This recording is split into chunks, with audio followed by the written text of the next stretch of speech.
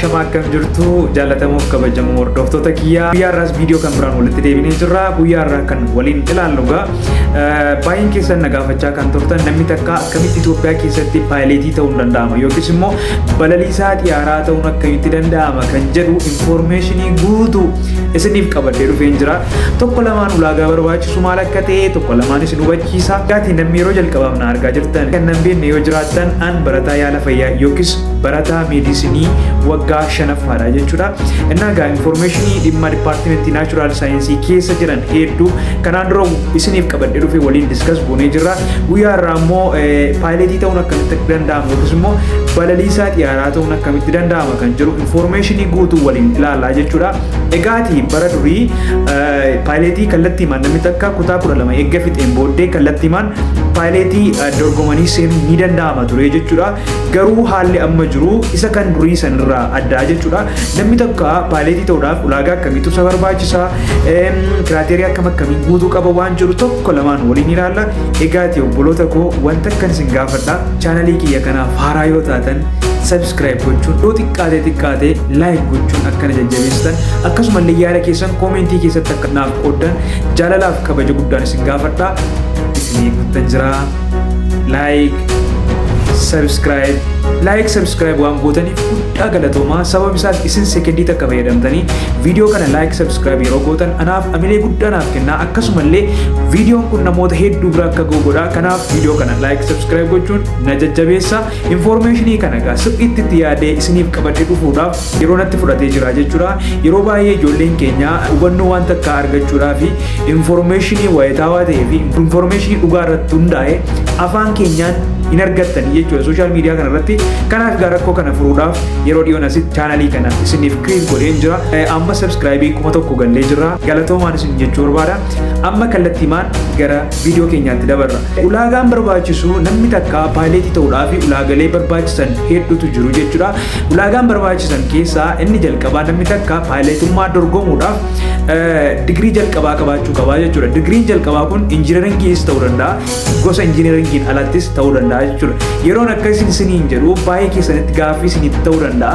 Yeroo baay'ee nama injiinarii barate qofatu paayileetii ta'a waan jedhu dhaga'uu dandeessu jechuudha. Kanaan dura garuu riyaalitii jiru boodarran tokko lamaan isinii ibsaa jechuudha. Akkuma beekamu gaa namni paayileetiin takka miindaa isaan argatan baay'ee isin ajaa'iba.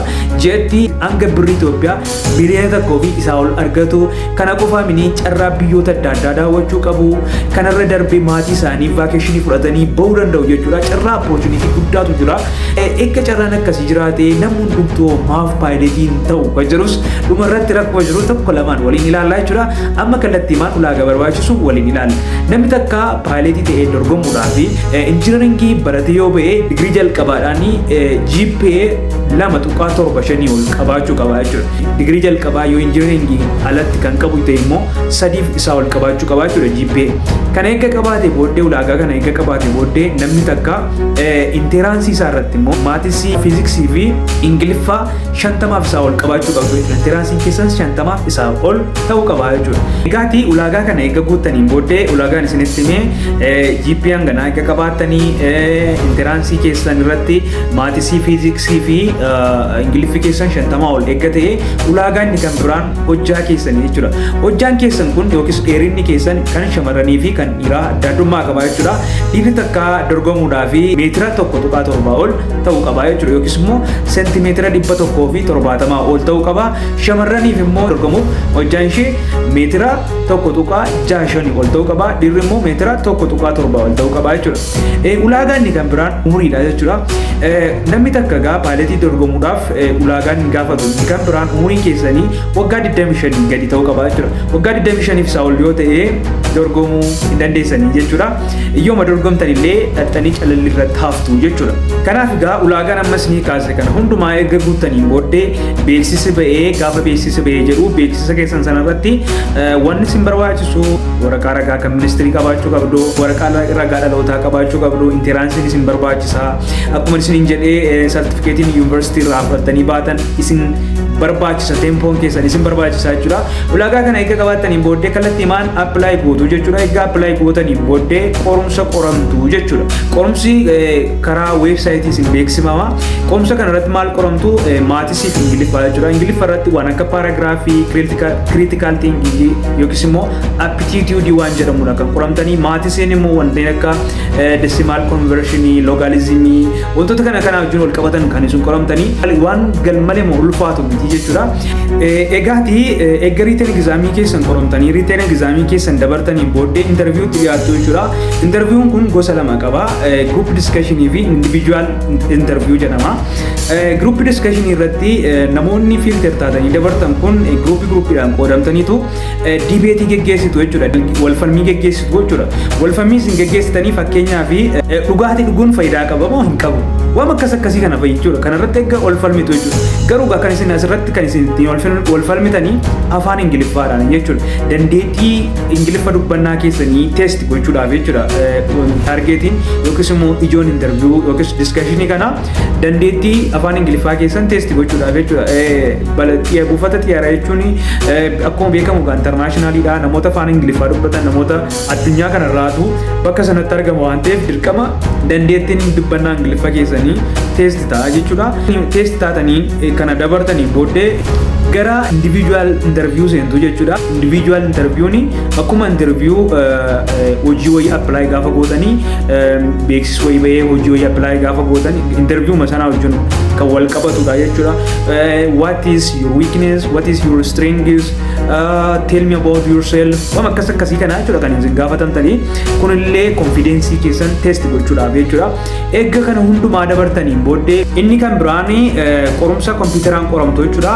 Kompiitaraan qorumsi isin qoramtan kun gaaffii 60dha. Inni kun agasmara waan ulfaatu mini waan adda ta'e waan qabu waan akka sample survey guutamudha jechuudha. Akkas jechuun gaaffii wayii isin gaafata. Drinking alcohol is very important yoo jedhee agree, disagree, strongly agree, strongly disagree.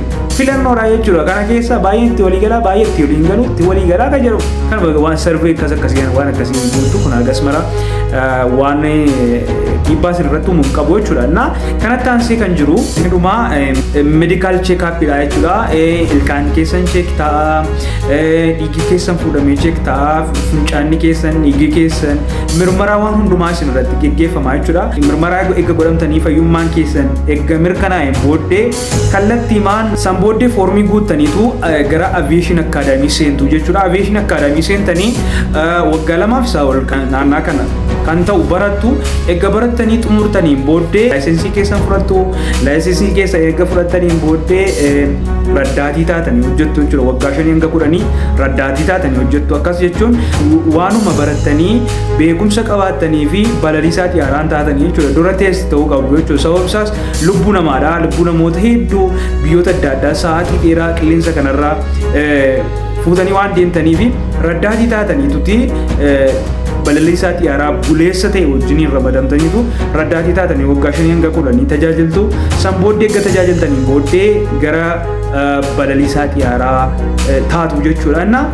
Ulaagaan jiru kana fakkaataa. Kanaaf balaliisaa xiyyaaraa ta'uudhaaf informationii hanga ta'e wayii argattaniitu yaada. Waan gaaffii isinitti ta'e jiraate koomentii keessatti na beeksisa.